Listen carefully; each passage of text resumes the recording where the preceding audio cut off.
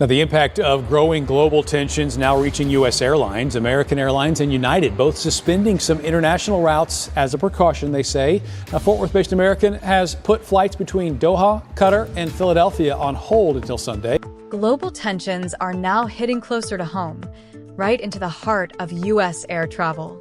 American Airlines and United have started suspending some international routes, calling it a precaution. American, based in Fort Worth, has paused flights between Philadelphia and Doha until Sunday. But that's just the tip of the iceberg. This year alone, the global airline industry is projected to lose a staggering $84 billion. And next year, losses are expected to soar past $100 billion as passenger traffic struggles to rebound and airlines slash prices just to stay competitive. Passenger numbers have dropped sharply. United Airlines is now cutting 36,000 jobs, nearly half of its U.S. workforce. And they might not be the last. Just 2 years ago, American skies were packed. Today, terminals are eerily quiet. Airlines are backing out. Airports are hollowing out. And President Trump? He's furious. But this goes beyond air travel. It's an economic retreat. One that began with the very trade war launched to protect American interests. Now that influence is slipping away, one flight at a time. Foreign carriers like Play Airlines, Air Canada, Lufthansa, and Air France are quietly exiting U.S. routes. No announcements, no press conferences, no plans to return. Just gone. Why? The rising cost of doing business in America. Trump's tariffs, 25% on Canada and Mexico, 20% on China, 10% on nearly everyone else, have made flying into the U.S. too expensive. Spare parts, fuel, navigation systems, everything costs more. Airlines aren't protesting. They're just leaving. And the impact is devastating. U.S. airports that were once thriving are turning into ghost towns. 320,000 airline seats have been cut from U.S. Canada routes alone. Cities like Buffalo, Seattle, and Tampa are losing billions in tourism revenue. Hotels are half empty. Airport shops are shutting down. Taxi drivers have lost a third of their income. Restaurants and tour companies are collapsing. This isn't political, it's financial.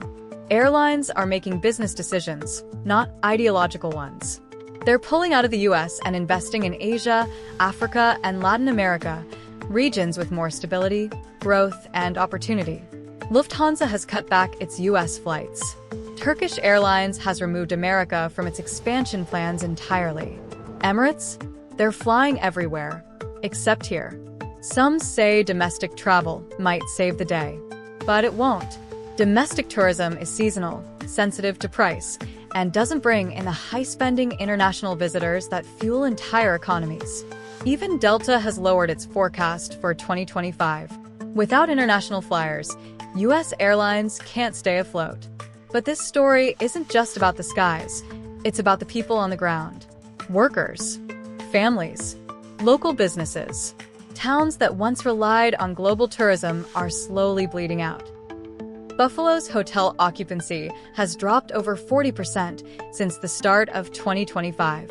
Restaurants that once served thousands a day are shutting their doors. Taxi drivers say their income is down by half. Tour guides, rental agents, travel staff, all watching their livelihoods vanish. This isn't just a slowdown. It's a shockwave. Cities like Orlando, Las Vegas, and San Diego, once booming tourist hotspots, are turning silent. Gift shops are closing. Hotels that used to be booked months ahead are now offering heavy discounts just to stay open. Even theme parks and convention centers are feeling the pain. Fewer international guests means fewer bookings, staff layoffs, and shrinking city budgets. Small and mid-sized cities are hurting the most. Unlike New York or LA, they don't have massive local populations to fall back on. They depend on those international visitors, and now they're disappearing. Stewart Airport in New York has lost its last international flight. Customs halls are empty. Terminals are dark. Hundreds of jobs gone. No farewell. No press. No plans for what's next. But this isn't just an airline crisis. It's a geopolitical shift. When planes stop coming, so do business partners. Investors stay away.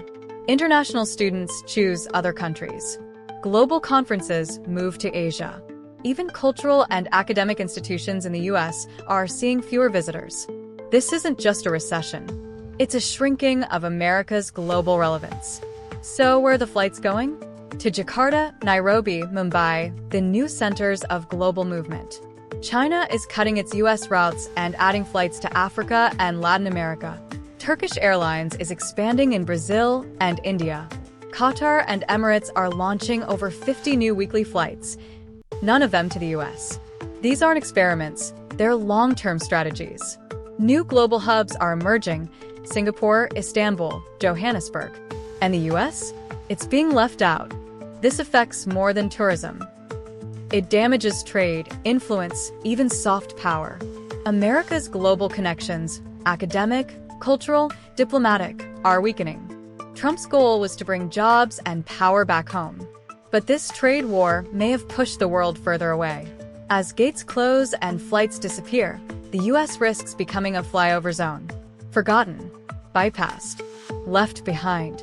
Unless something changes, and fast, America won't just lose airline routes. It might lose its place in the